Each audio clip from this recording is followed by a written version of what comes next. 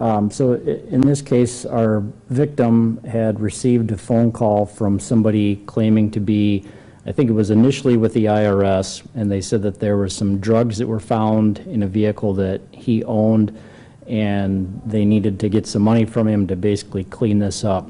And so there was a bunch of different phone calls that happened. He thought it went from the IRS to the DEA and then it was turned over to the FBI.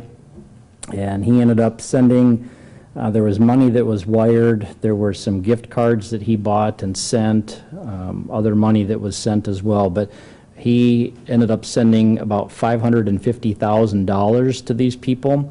It was somebody else, a family member, had called police and they were concerned about him. He was really under the impression that this was a legitimate thing, and the scammers told him he was not to talk about this to anybody.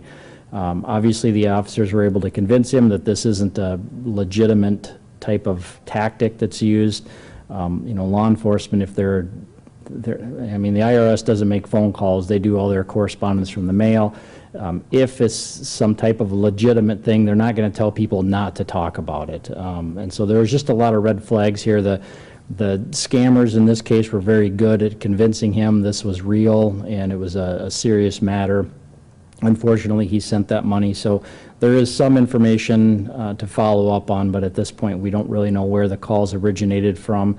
There was a lot of different phone numbers that were showing up, and that's pretty common with scammers to be cloning different numbers to appear as different things. But anyway, it's another sad example of a person falling victim to scammers, and this is something that happens all too often.